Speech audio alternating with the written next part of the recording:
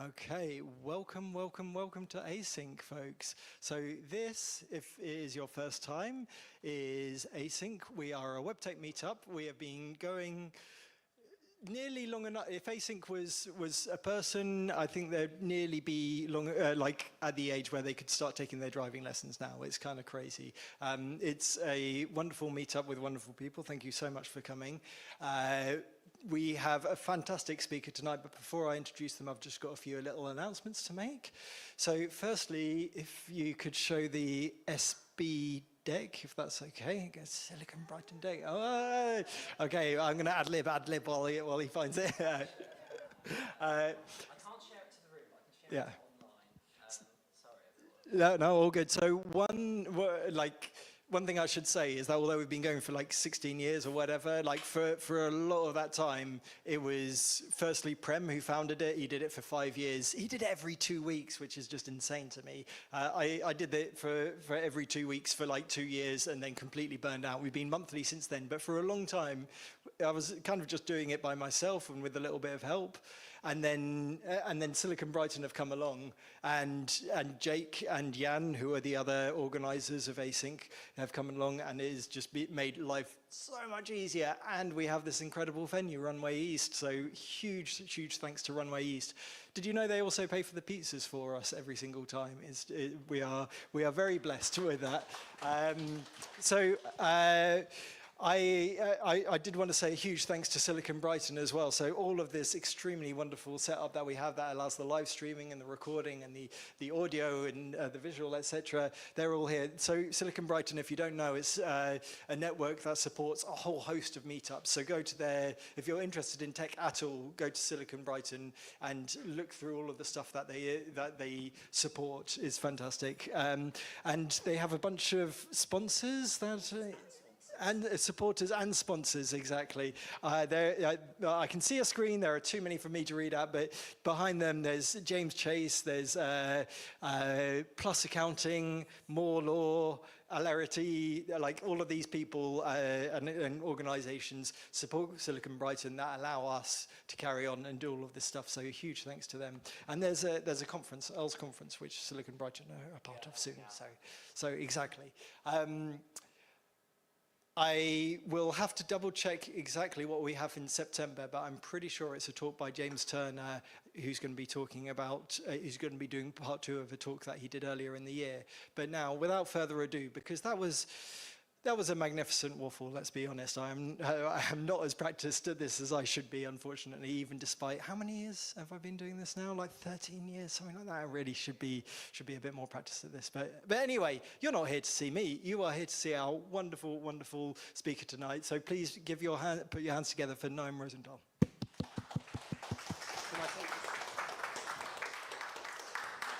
Thank you. Can you hear me okay? Okay. Yeah, don't need it for the room, I'm pretty loud. So, my name is Noam. I work for a little company called Google on a little product called Chrome. You probably heard of it. Anyway, I actually started my career as a web developer. The first meetup I went to, they were talking about 3 new technologies. One of them was WAP. One of them was XML, was so revolutionary. And the third one was CSS. It was just introduced in the first meetup I ever went to at around 99, 98, something like that. And I always loved web development at the time. Just I could like put a few things together in a text editor and it works on everybody's computer. It was just without build tools. Nobody here uses build tools for anything, right? Everything just works, and like you can style it separately. And anyway, at the time, one thing we did not have is rounded corners. But what we did have is table layout. So, and we did have You say GIF or GIF, different conversation. So we did have that. I don't think we had PNG. We had, let's say, GIF, and we had table layout, and a whole bunch of pictures of corners. We could set the corners of our tables and have them break the moment we change. We make the text a little bit longer, or wherever it was. So CSS went a long way since I started, and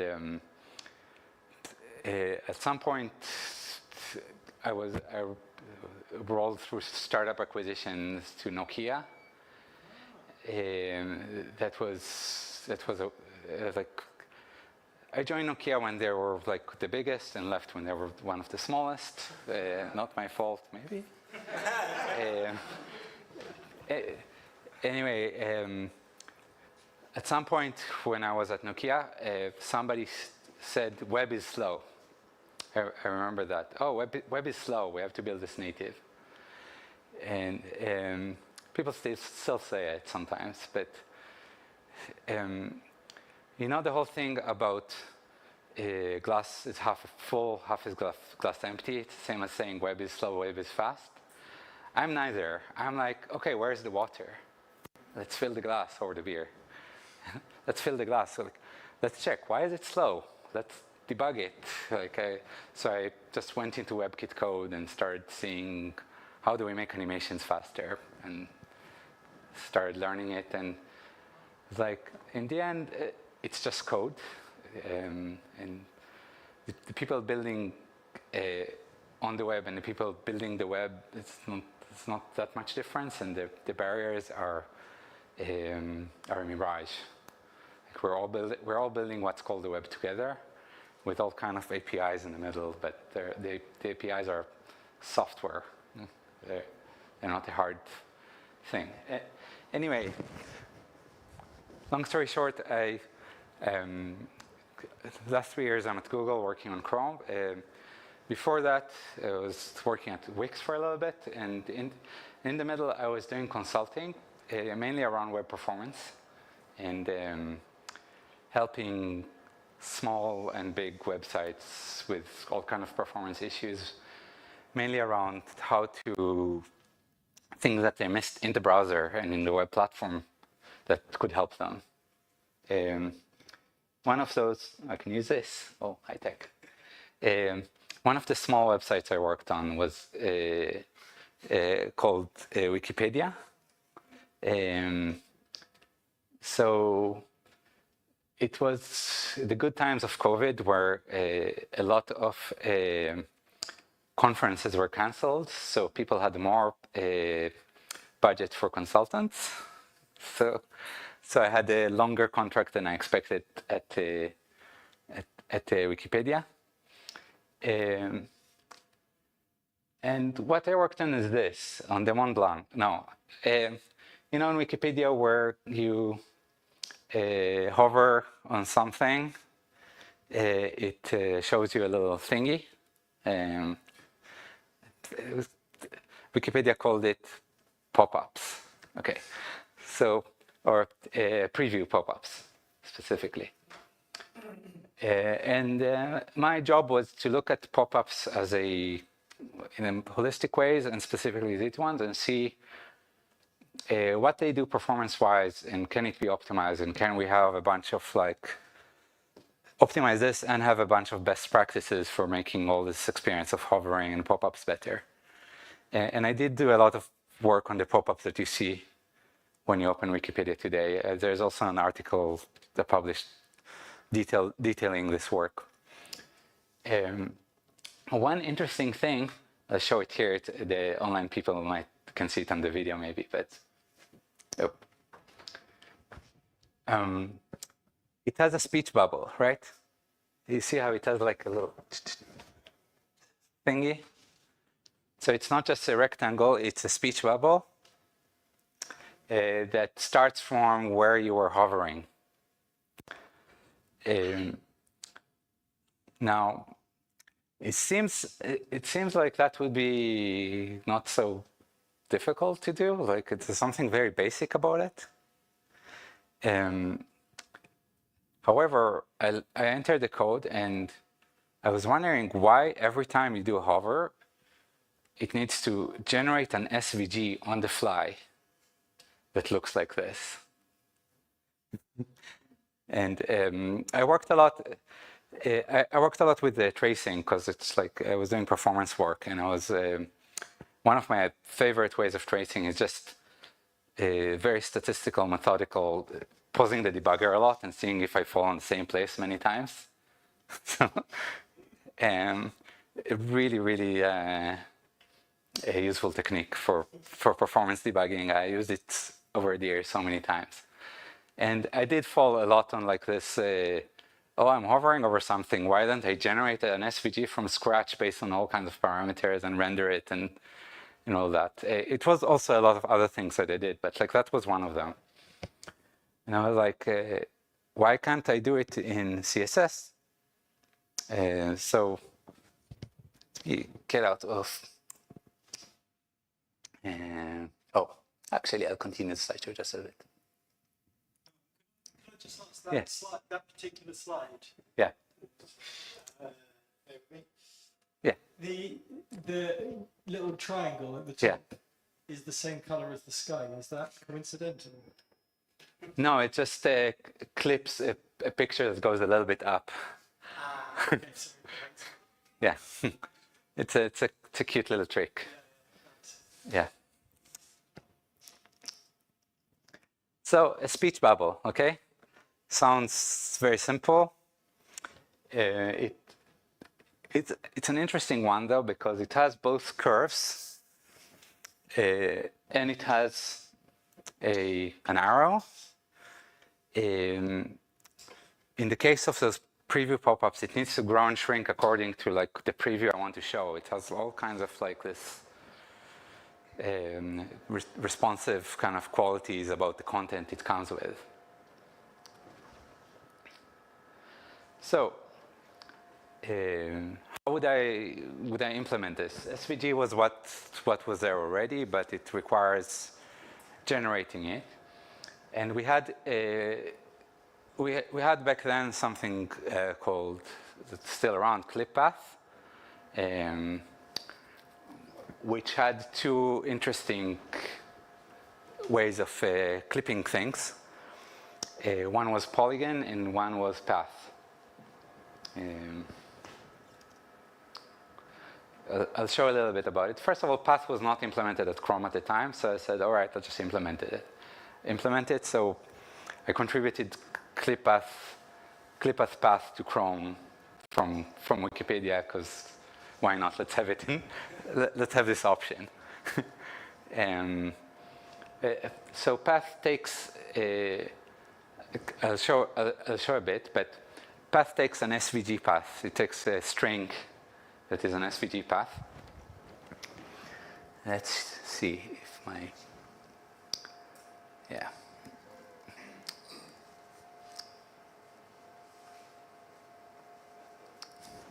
Okay, so this is not a speech bubble. I should have probably shown a speech bubble, but this is a bit easier to explain on this shape, okay?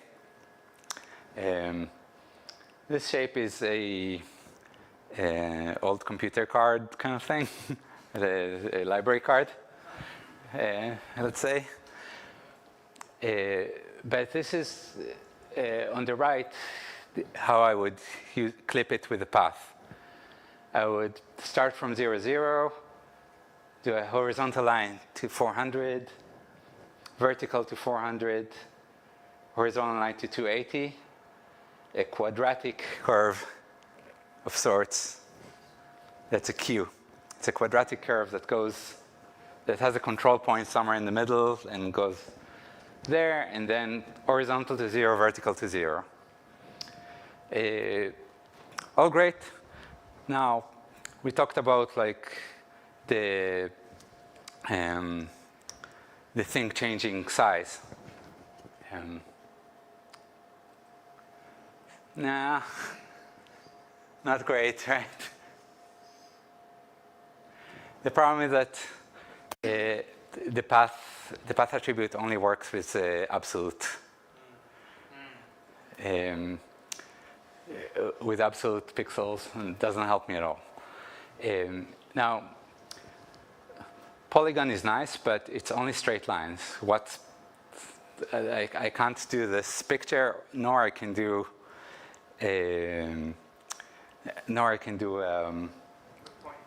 the speech bubble. However, I cheated. I didn't have shape, the thing I'm showing today, so this is actually a polygon.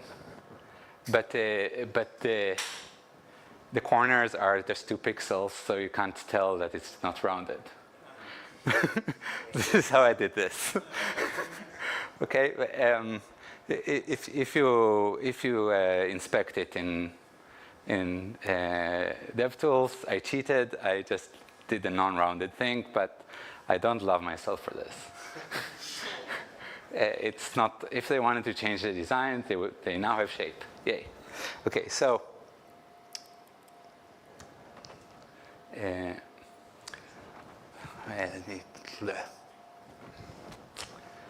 So SVG. So if I look at SVG, the S stands for scalable, which means you can take the whole image or the whole vector and scale them. They would look exactly the same. This is great when that's what you want to do, but when you have a speech bubble, you probably want to scale the whole thing, but not the arrow and the curves. You want those to stay in place. And also that little library card I showed. Maybe you don't want it to look exactly the same, but you want the thing to, anyway. Yeah, path is even worse because it's fixed. It's absolutely useless, sorry. Though I have some proposal to make it better by providing a view box, so then it can at least be scalable. But it's very expressive. You can do curves, like in SVG. And polygon is responsive. You can do percentage, pixels, whatever it is you want to do. But only straight lines. Depressing, didn't like it. So I put up a proposal in 2020 of like, why don't we do something about it? And like concocted this, responsive versus scalable. And I'll show you what it does.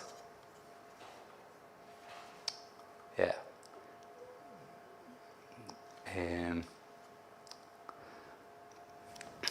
So this is the shape function on the right. So it uses CSS, like actual CSS. In this case, I just use pixel values. So it does exactly the same as path, okay? But here, now I change it to percentage. Everything is percentage. So now it's, whoop, there's this. That's scalable though, because it's just percentage, right? I made it responsive. So in this case, I do all kind of CSS calculation of how big everything should be. I'm not going to bore you with all the details of it, but here, the thingy, the curve, thingy just is so many things. The curve stays the same height, but the content changes. But at the end, you see it's because I use the min max. At the end, it's I can't go anymore. I'm going to do this. This is what I call responsive. People use that word for many things. What I use it is that it responds to what you do rather than a particular type of response, which is scaling. But this is a general type of response that you can customize in all kinds of ways, and that's very expressive for designers. So, yay, shape is both responsive and expressive. And if I go to can I use,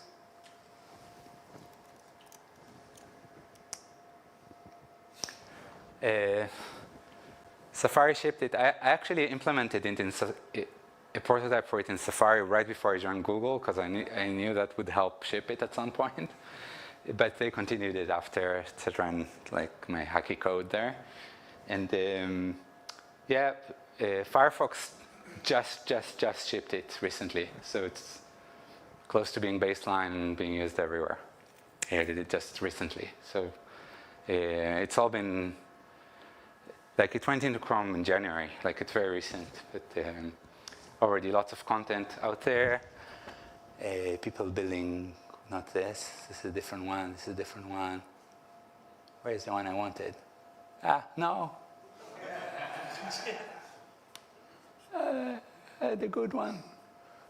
And such a good one. Yeah, like this kind of shapes, this kind of shapes. There's all kind of animated blobs you can do with it. Yeah, here. Oh. Yeah, so with shape, if all your commands or segments in the shape are the same type, like they're all, or like it's the same kind of sequence of types, then, and just the parameters are different, then you can animate it, because each command in the shape animates with its equivalent one. So this guy, Temani Afif, is just, I'm so glad people are creating demos for me. I can't do this. So each of these blobs is actually the same amount of curves with different parameters, so they can animate between them and have all the bounce effects of CSS, etc. Anyway, this is shape. Now, if I go back to the Mont Blanc, yeah. Now, this is not just a shape. Like this was clip path. Do you recognize something there? Well, it has a bit of a border shadowy thing, right? It's not just a clip. So the problem with clip path is that it clips your borders and your shadows and everything. It's actually very frustrating when I was doing this, because yay, I got a speech bubble. No, I can't actually give it a border or a shadow. It was so frustrating. What you see here is a hack. It's an element within an element. The internal element does the clip path, and the external element just does a box shadow and doesn't go all the way to the arrow. So the arrow doesn't actually have a shadow, but you can't really see it because it's the color of the image. So not proud of that thing, but it did ship. Yeah. Does that mean you said there were 2 pixel Yeah. rounded on the edges? Is there like 1 pixel where the shadow goes on the outside? Yeah.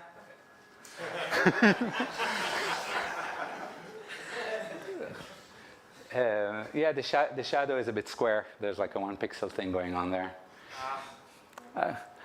Don't love it. Yeah. Is it still there like that? This is today's Wikipedia. Yeah, but they can fix it now with shape, which is work that they paid for it starting. So I hope they get to it, but like I'm not working on that anymore. It's yeah. I was just curious as to how one would go about actually ensuring that a browser has capability of certain CSS. Oh, you have. No, do you mind just repeating the questions? Yes. Run around with the microphone. If you could just repeat. Yeah. How do you check, kind of feature detect whether browser supports shape?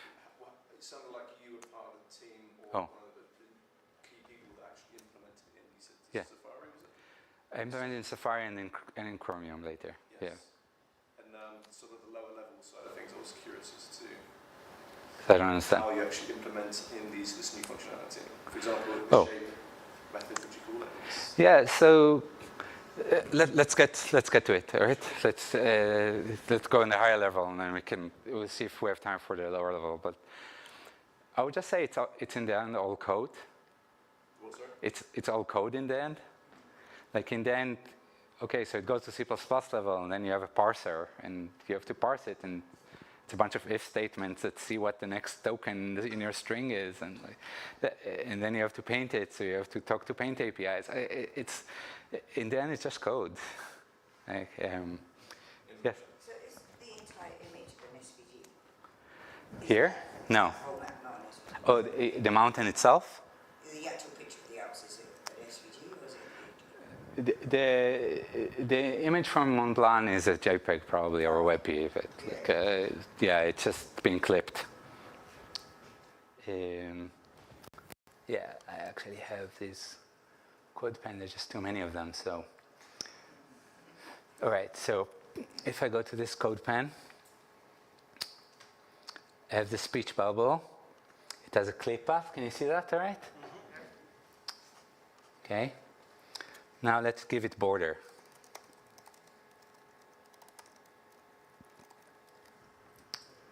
Yeah, not fun. And let's see, box shadow.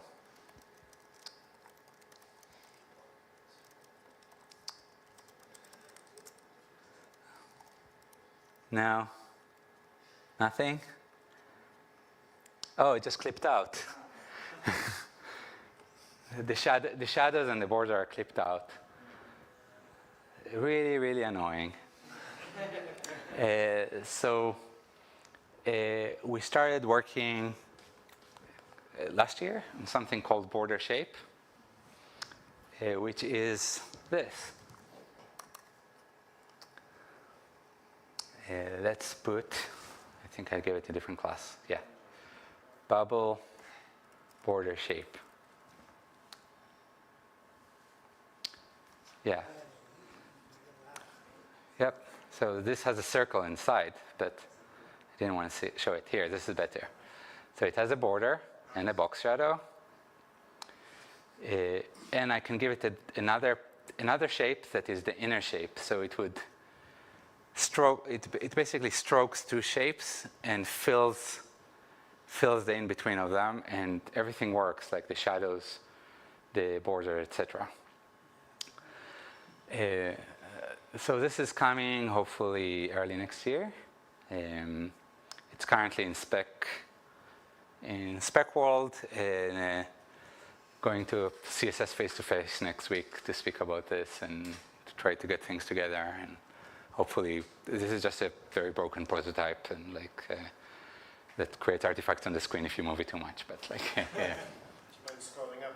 Yeah. So, one gotcha about this. A lot of things that I learned about this as I was building it. You know how borders, you can have different borders for different sides. Like you can have different colors, you can have different sizes, and it does all kinds of things. We just don't know how to do that. We know how to do that for boxes, okay? When you have a box that has, you know, north, south, east, west, then you can say, you can give it four colors and four width, and you can style it that way. But when you have a bunch of these commands, how do you do that? We tried a bunch of stuff, a bunch of crazy stuff, like taking each command and seeing which way it's facing and like styling it like that. It's terrible. Nothing worked. In the end, we decided that, well, the way it's proposed right now, it's not there yet, that this is actually not exactly a border. This is a stroke. So it uses the existing CSS stroke and fill that are used for SVG. So this is kind of a convenient way to define a border as if it was SVG, CSS-styled SVG. But it's still responsive. But you don't use border color and border width. You do stroke and stroke width. So some of the border styles you can't use. The dasher works a little bit different. It's all a tiny bit different, and kind of you need to get used to it. And also, kind of like outline, you can't have non-uniform borders and colors, and you kind of have to live with it, which is probably all right if you have a shape that looks like this, or for most shapes. But there's also the third thing, which is something in the middle. We saw that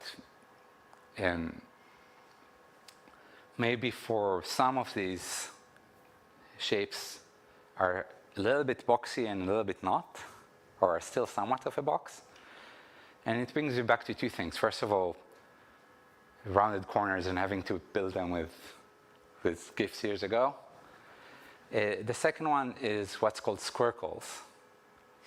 A squircle is something between a square and a circle. We had them a lot at Nokia, and Apple also uses something similar to squircle. In the design, there's something really pleasant about squircles. But anyway, it was really hard to do them on the web. For many years, it was a very, very, very long, very, very long feature request for the web. So the way we started dealing with it is we said, let's do something called corner shape and deal with this as corners. We'll take the existing border radius that defines a rounded corner, and we would say that, okay, you have this little round thing, but why does it have to be exactly round? Let's take it and, like a rubber band, stretch it inwards or stretch it outwards a bit and see what that means for design. And that's kind of what squircle is. Let's see where that one of those 1,000 demos is. Yeah, it kind of looks.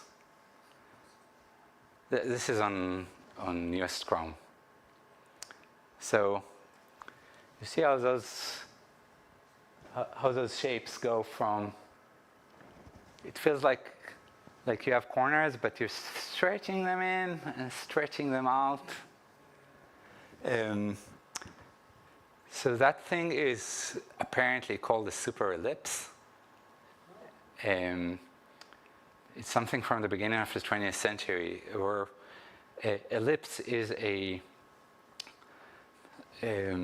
square function, basically, a power of 2 function.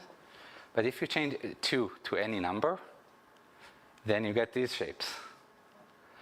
If you use 0, then it goes all the way down to naught. If you use infinity, it goes all the way up to square. And if you use 4, it's a squircle. Let's make it a squircle. Which one did I do? Shape A.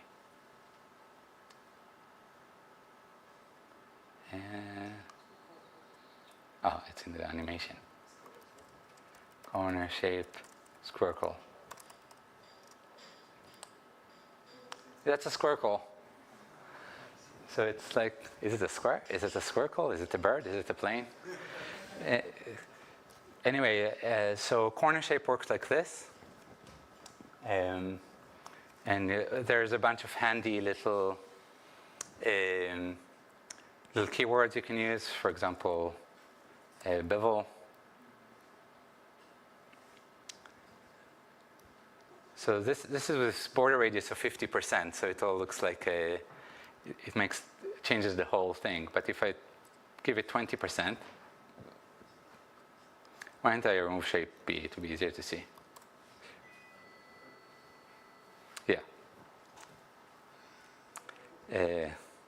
Yeah, if it's bevel, it's kind of like this straight line thing, or you can do scoop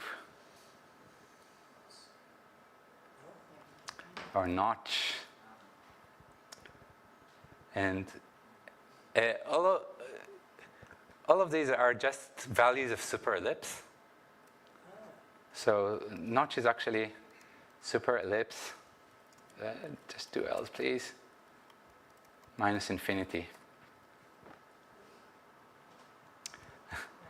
But it can be 1, which is just round, or 2 squircle, or something in between.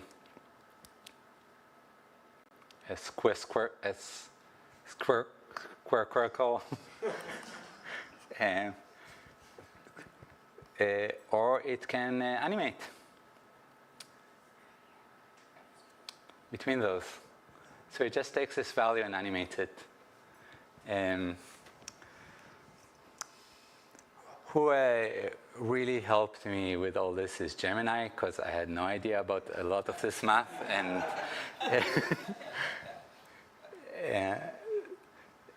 some of the people who were really good at math was no longer in the company, so I asked Gemini to document their code and reverse engineer it in a way that I could understand it. So I got I had C++ code turned into graphs of what it does. It was and this is where AI has to fit into this talk somehow, but I couldn't build this in a quarter without AI, for sure, with all the math, a lot of vector math, a lot of stuff that I'm not good enough for. So this is kind of what I'm trying to do. Can you write this formula for me? And I had to do rinse and repeat a lot and try to understand it, but but in the end this is shipped. So we talked about borders, so I can do this here. Border left with 30 pixels if I want to. A border left color, orange, my favorite. Bug. Found a bug. Yeah. Anyway. Yeah. Anyway, this was, and still is, I think this is not updated Chrome. Anyway, might still be bugs. I was fighting a lot with getting non-uniform border colors on this. But Can you use text values? yeah, everything. Any color, it doesn't matter. Then you can have any color. You can have any color you want. It's not that. But anyway, this is where we're at with it now. If I go to, can I use corner shape? A bit of green. Yeah. Released 2 days ago in Chrome stable. So, and I've been working on the design of all of these features very closely, mostly from guys at Apple, folks at Apple. It's been a true collaboration. Yeah. How about the border shape? The what? Sir? How's border shape doing? Oh, border shape. Yeah, let's check.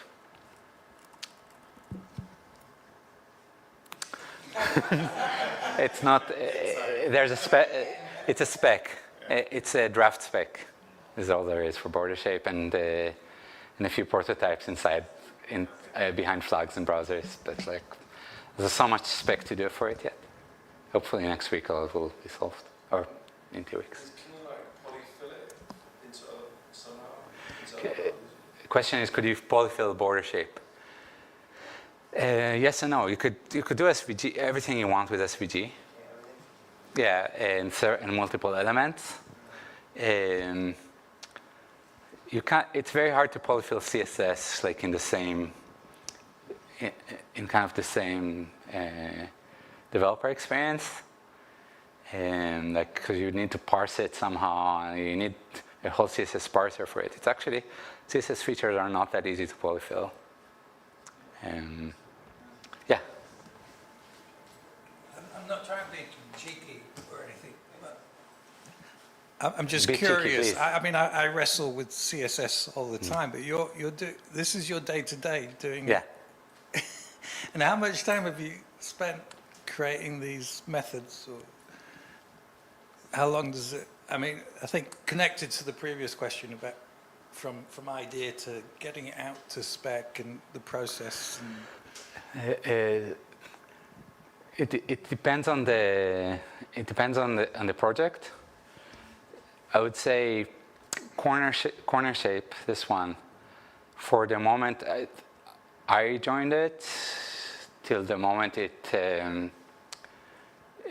was code complete, was maybe 4 months, 5 months. Shape was maybe 1 month, but it took a lot of specking. And like spec work can take a while sometimes, like getting consensus. It really depends. I would say usually 20% of the time is implementation and 80% of the time is reaching consensus.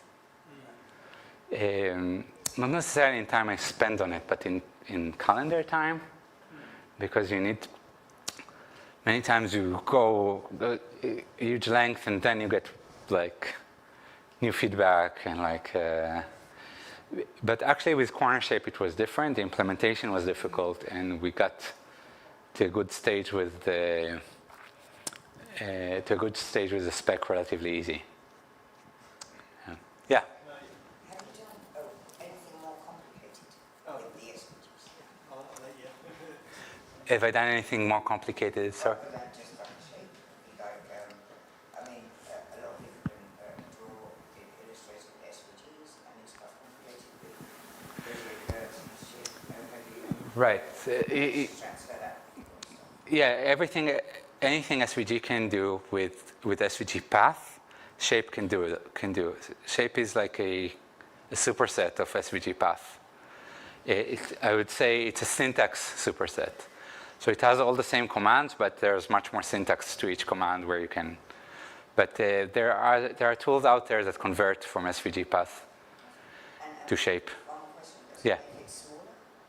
The SVG is quite, it can be quite small, whatever you do with it, it can be quite small. You mean in terms of byte size? Yeah. Does it make it small in terms of byte size? I would say it makes it a little bit bigger.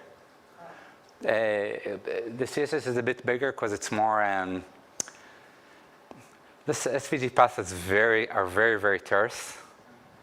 But I think today CSS bytes on the network are not such the big performance problem. Not when most websites have got like 4 megabytes of JavaScript going down. That's why I just asked, does it do something It's a bit bigger, but also today with compression, those bytes are pretty cheap, I would say. Unlike JavaScript bytes, which you have to parse and compile and execute, regardless of how they pass in a network. We've got a question from Noam. I'm showing it on the screen. No, because I've got it on the screen, so it's not good. Is it okay if I conclude and then it's the question slide? Yeah, please. Yeah. Perfect. So I just wanted to conclude the 3 things I've been doing in this kind of shape here for me. One is shape. It's about being responsive and expressive. You can use it in clip path. You can use it in offset path, which I didn't have time to show, but it allows you to create a shape that affects animations, to make a certain animation go a specific path. And it's baseline soon. Working on border shape, which allows giving a shape to a border, box shadow, and any other effects, filters, but only with uniform borders. That's in the works. The last one is corner shapes, which can style corners, but with a full range of border capabilities, starting from Chrome 139. And this is it, and just questions. Fantastic. Thank you so much.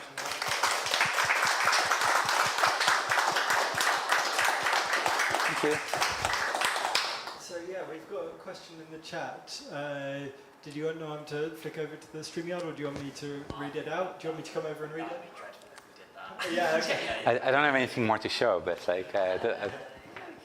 We'll just Okay. So, Niall says, I was wondering about the performance of using SVG versus shape versus polygon, just for the case of the speech bubble.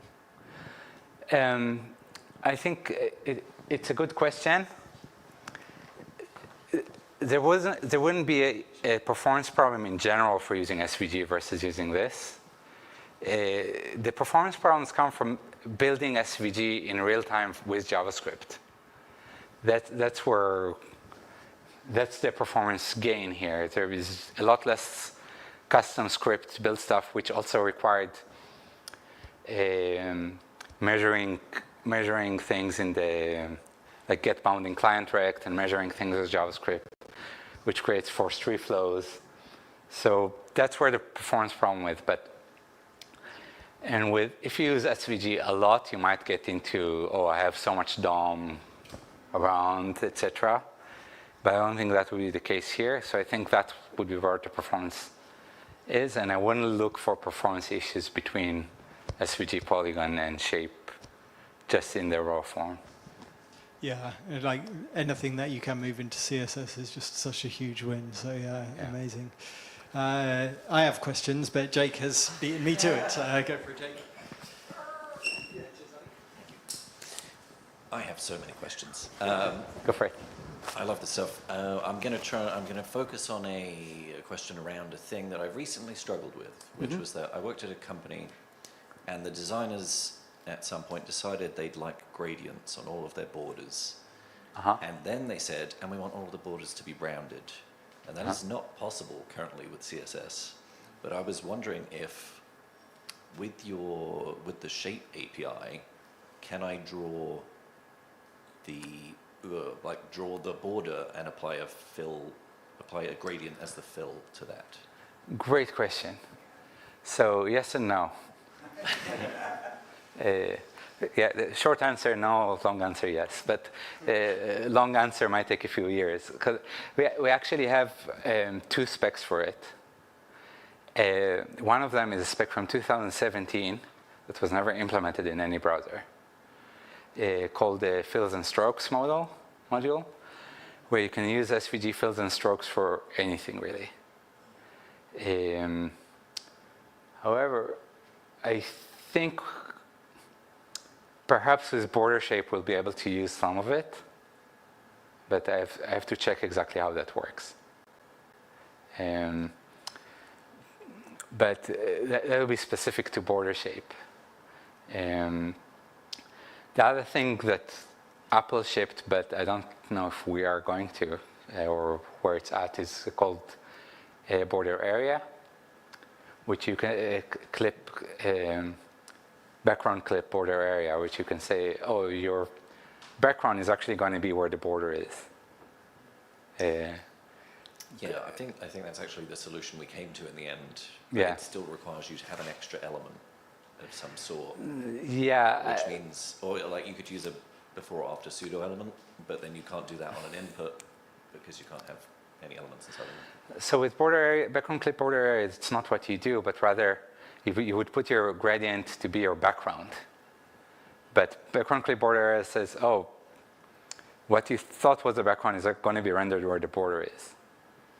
I'm personally not sure about this, and like I prefer the fill and stroke module, which is more direct. You just say, this is all kinds of fills and strokes I want to apply, and please apply them also to the border. I think it's a much more like straightforward thing to do, but it requires a lot more specking and implementation. So I also understand the other side of it. Like it's just one property that kind of magically does things. But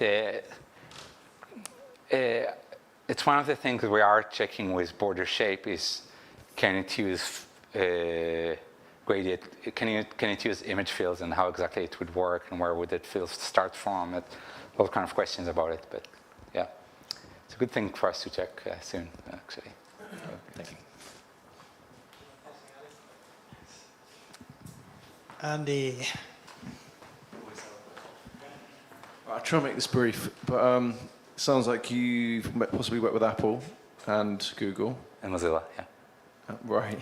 Yeah. So this question is around, slightly off topic, but also related to Chrome itself and performance and rendering.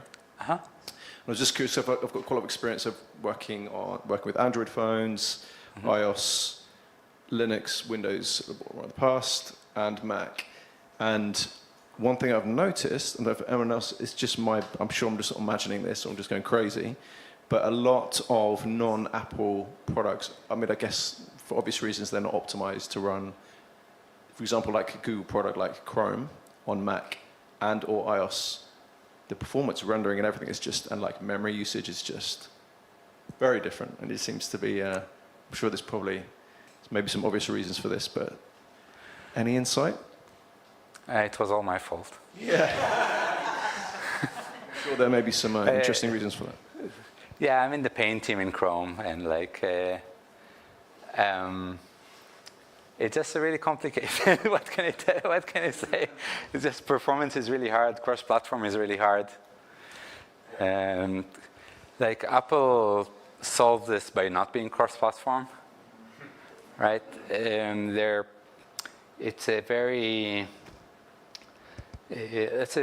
I've been working on cross-platform performance and mobile performance stuff for 20 years, just about. And the cross-platform aspect of it makes it very, very difficult. And I really, this is not a jab at Apple. This is Apple's philosophy of computing, is to have everything vertically integrated. And when you do that, from the hardware to the OS, to the browser, to your UI, to all of that stuff together, you can do a lot more than where you have kind of these horizontal platforms that are like cross-platform for everywhere, and like it makes this very, very challenging, and we keep trying to improve at it. It seems like maybe Microsoft and Microsoft Canonical, would you say? I don't know, for example, like on the Linux side, maybe Microsoft side, or Windows side, they've managed to solve that together, or is there less friction maybe between applications? Sorry, I think you wanted to respond a bit. Sorry, Not completely. No, because I work a lot with Illustrator, and I draw with Illustrator and save my files for CSG. So for obvious reasons for scale and stuff like that, my stuff is quite complicated. Getting into mobile apps, even in iOS, is not easy. You have to use a SVG transformer library to do it. It doesn't always work. And also, so my question to you is like, do you take the actual SVG code, like from the? So say I built something, I do something in Illustrator, and then I can export the code and stick it in my web file, but it's like, there's a lot of it. That's not realistic to somebody who's just a designer who wants to. Sorry, I wanted to answer this one first because I thought you were so eager. I thought you were continuing its question. Yeah.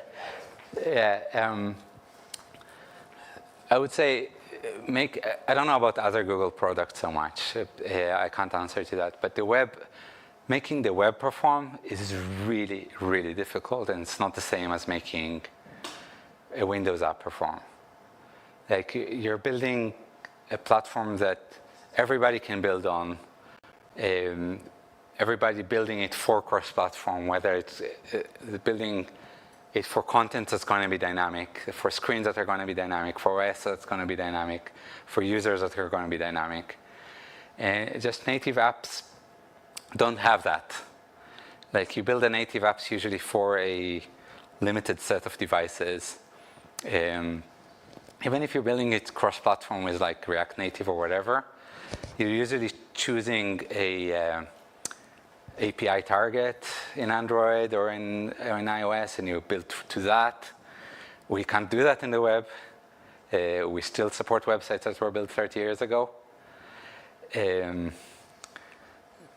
So the answer is, in short, is it's complicated.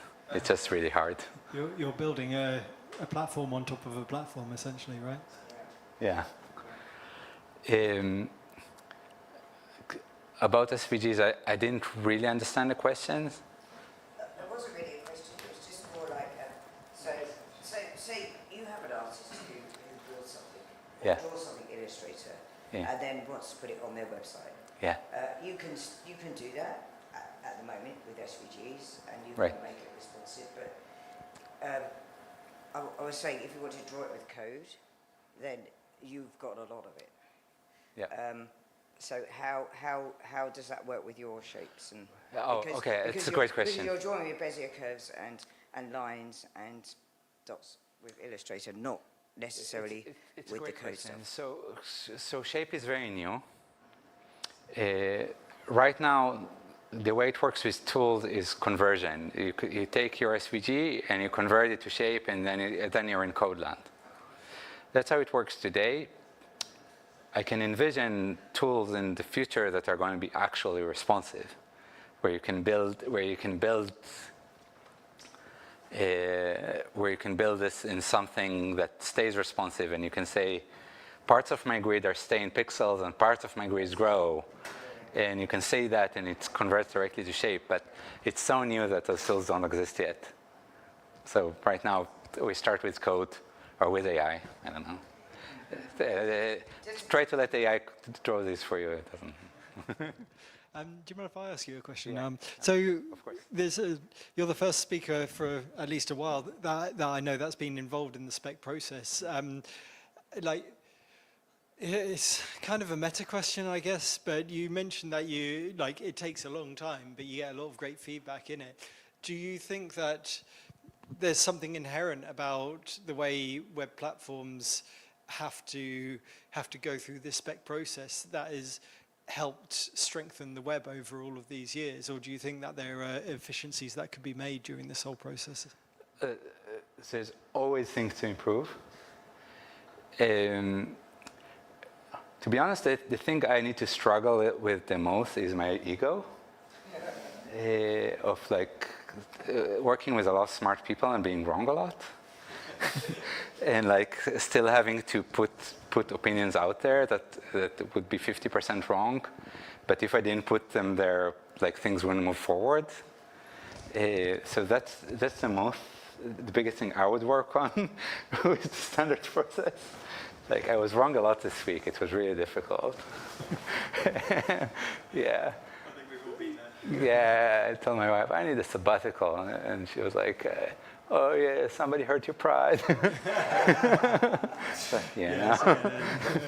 But, so that's the main thing about spec work, and I think a lot of people shy away from it and stay in implementation land.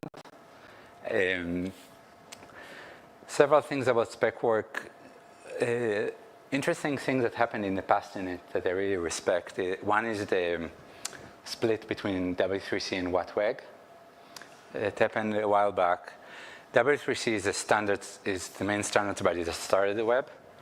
But a few years back, there was a split where the browser vendors said some of the standards, like HTML and streams and fetch, and quite a lot actually, DOM, and we're going to develop just the browser vendors.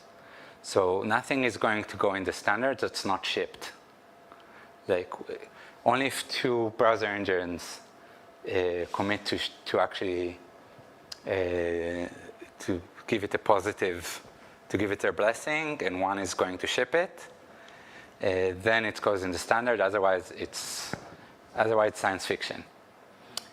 So you can't have in WhatWeg this strokes and fills that was in a spec land for 7 years or 8 years.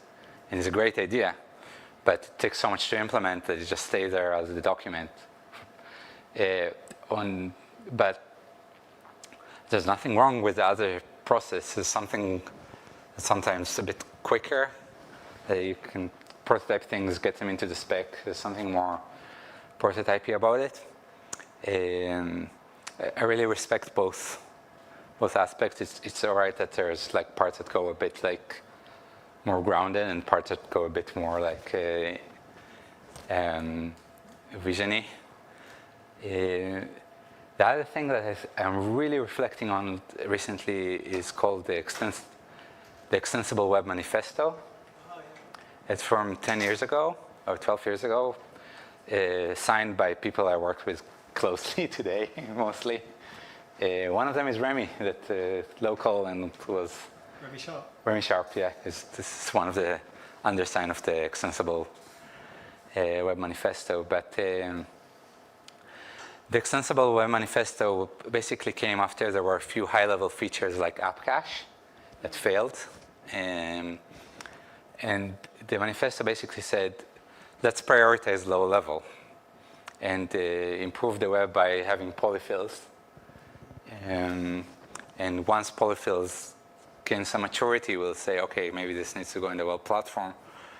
And I think this was essential to where the web went 12 years ago. I'm also thinking about it today, not in a hot take like, oh, web manifesto was wrong or like kind of way, but more of like, how would I formulate this kind of question today, answer to this kind of question today? Because I feel like some of the places we took with low level were right and some didn't work out. For example, I wonder how people here feel about service workers or mutation observers. Yeah, there was, I felt from the community a lot of ambivalence about some of these low-level features, about, I don't know if something is going to break if I touch this kind of thing, both about service worker, mutation observers, and a few other things. A few other low-level things were really successful, like WebGL, promises, amazing. A few things that came in the last 12 years. So, and still when I go to the mobile web, like the experience is not great. And I'm like thinking, where should we go with this in terms of low level and high level? Should we still prioritize only low level, or should we try to make things easier as well? And like, where should we go with this? It's a question I'm really struggling with at the moment. Yeah, it's a really interesting question because, I mean, service workers were born from app cache like failure, right? Yeah. And I still think that the idea is great. And the interesting thing you mentioned about WebGL is that, of course, there was a big beast came along in 3JS, which made it much sort of easier to use and was a framework that everyone, not everyone, but people could get their hands on. Whereas it feels like there was no 3JS equivalent for example, service workers. You know. Workbox. Ah, okay. Yeah, but it didn't last. Yeah, that's the thing. It never sort of really took off, I guess. Yeah, the thing is that service workers, there was, I don't know, there's some things we can improve about it and also some things we are improving about it. But one thing about it is that it's not composable. You can only have one service worker. And then it's like a bit hard for libraries to interact in that space. And I don't know. There's lots of reasons why why some of the lower level stuff is a bit harder to use. A lot of lower level stuff just recently came, like scroll-driven animations and like all the timeline stuff. And we see people creating great demos from it. I want to see how it all feeds into like the real website. Yeah, exactly. I feel like WebAssembly might be more of a thing right now. It seems to be slowly kicking its heels. Question about WebAssembly. Question about WebAssembly, just for those following along at home. Yeah, if it's check time for me because I wasn't on it. Okay, yeah, fair enough. WebAssembly is interesting. I think the problem with WebAssembly, also Shadow DOM is in the same category a bit, and custom elements, is the expectations from what it's there for were too high. Also from a lot of these low-level features. It's definitely useful for some things, and there are like Autodesk on the web kind of things, extremely useful for highly bespoke graphical things, amazing. For porting old C++ apps, and amazing when you need like a real power tool to do memory, to do good memory management and still be on the web. It's great. The problem with WebAssembly is, first of all, JavaScript is not that bad. Yes. Second, it's really difficult to replace the DOM. And there is no WebIDL for WebAssembly or for Rust. Like WebIDL is the API definition language for how we create the interfaces for the web. There's not going to be one in the next decade. It's really difficult. It's a huge undertaking, and maybe, you know, I'm 50% wrong 50% of the time, but so take that into account. But I don't see that one happening. So first of all, if you're building UI with WebAssembly, you have to build your whole DOM from scratch, or go to something like Flutter, which is what people do mostly. And it's really, really difficult to get all the accessibility right, to get text selection, to get right to left. It's like a giant, giant, giant pile of edge cases, DOM. And edge cases are important. So that's about WebAssembly UI. And about performance, it's great at certain things, mainly memory management. But something about DOM plus JS together is great at content delivery. Like images and getting them just right with the DOM, and like imports and like a JIT and all that stuff that loads on demand and unloads and all that. You don't have it in little mobile apps so much, all this loading on demand stuff.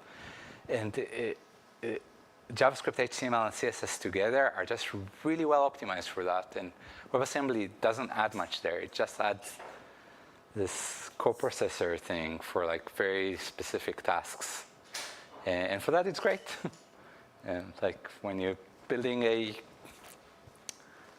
oil rig visualizer thing that has to make all kind of math calculation connected directly to a WebGL graphic thing, amazing.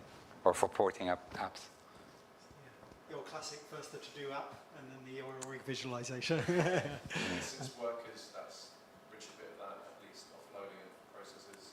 Yeah. Multiple CPUs. Right. Yeah. I am very aware that like I could spend hours peppering Noam with questions. Does anyone else have a question? Okay, I think we'd better let you off the hook in that case, Noam, but you're going to come to the pub afterwards for a quick drink? So you can ask me with a beer. I give different answers after a second beer. Yeah, okay, great stuff. Okay, I'm going to reluctantly call an end to the evening. At the start of the evening, I forgot to say a huge thank you to Hove Capital, who paid for the lovely drinks that we've had here this evening. And they were so generous that I think we're going to also have some beers from them next time as well. So huge thanks to you, Hove Capital. Thanks so much for coming, everyone. It's been a wonderful evening. And a huge thanks to Noam. Everyone put their hands together. Thank you, guys. Thanks so much. Thank you. Cheers.